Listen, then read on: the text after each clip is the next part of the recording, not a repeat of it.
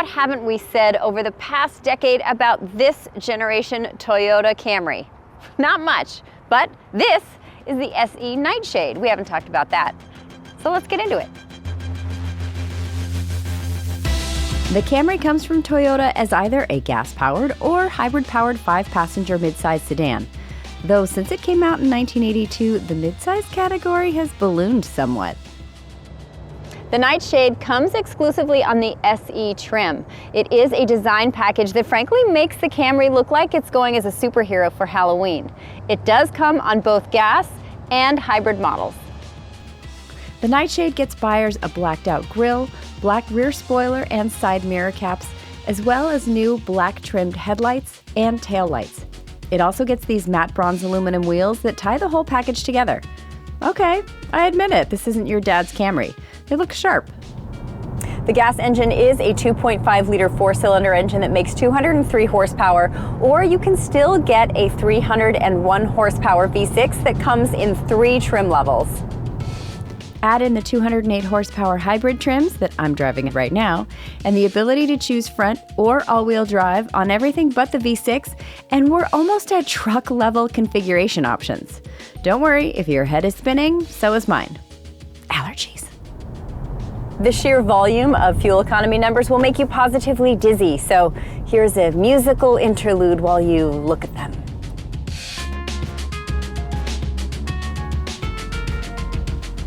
On the XLE and XSE front-wheel drive models, you'll only lose 1 mile on both those numbers. Same with the XSE V6. Your highway number goes down to 32 miles to the gallon, and the Sporty TRD Pro to 31 mpg. But the hybrid is king in this department with some impressive numbers across the board. I don't know about you, but math exhausts me, so let's just keep driving this thing. The Camry has always been a smooth operator when it comes to driving. Nothing stands out about the ride quality particularly, but nothing really detracts either. It's comfortable, smooth, and easygoing. This is exactly what you want in a car like the Camry. Consistency and no surprises. The hybrid might have one surprise in it for you, and that is acceleration. Okay, you put the throttle in and it gets a little bit of a giddy up, especially when you put it in sport mode. Speaking of the modes though, when you're talking normal and eco, I'm not really feeling a ton of difference between the throttle mapping. And when it comes to the transmission in the hybrid, which is a CVT, there are paddles here and you can kind of do it manually, but it's pretty performative because I'm not feeling that much difference in anything. It's just gas and go. You can put the hybrid into a pure EV mode.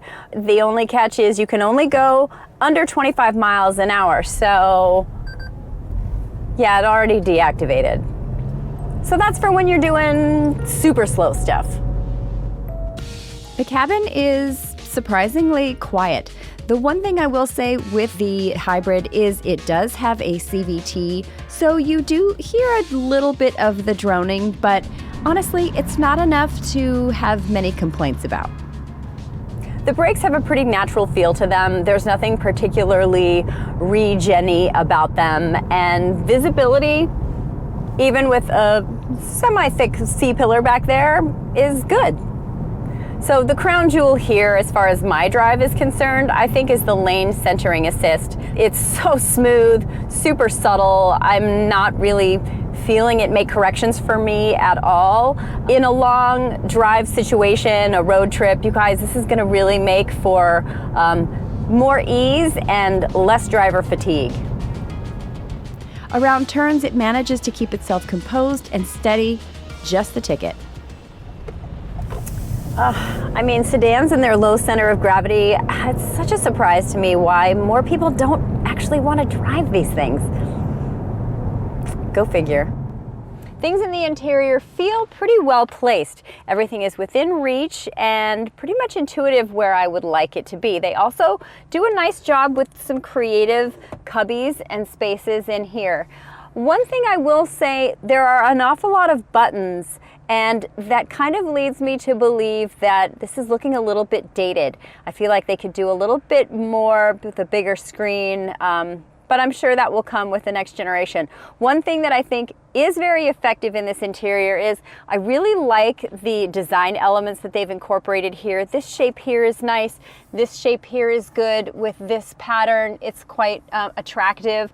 And I think even though these are Syntex trimmed seats with a cloth interior, I like the patterns and the textures. So a little bit of a mixed bag, but overall, it's okay. A 7-inch central touchscreen comes standard until you get to the XLE trim, which gets you a 9-inch upgrade.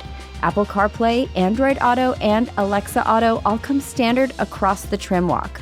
Other standard amenities include dual-zone climate controls, power-adjusted front seats with lumbar support, Bluetooth compatibility, even dynamic cruise control.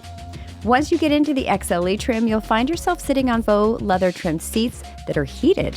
There's a push-button start, wireless charging, and ambient lighting. Upgrade to the top XSE trim for heated and ventilated seats and a 10-inch head-up display.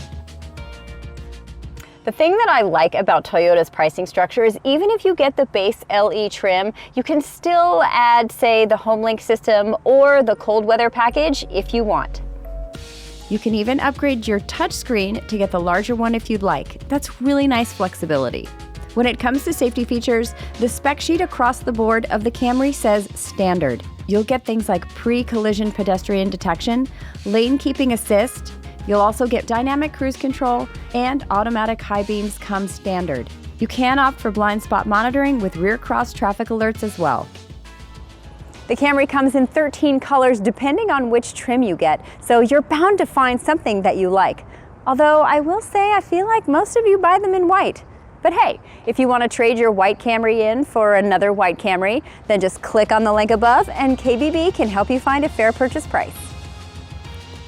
Pricing on the Camry starts around $26,300, not including destination charges. The SE Nightshade comes in around $28,800. If you want all-wheel drive, add $1,400 to those prices. The XLE and XSE models are closer to $31,000 and $32,000 respectively. V6 models are even more. Pricing on the Camry Hybrid starts at $28,400, but you can get up to $34,000 with the top-of-the-line XSE trim. And don't forget, you can get all of those packages too. No, it's not exactly the Porsche configurator, but you know what? I like the options.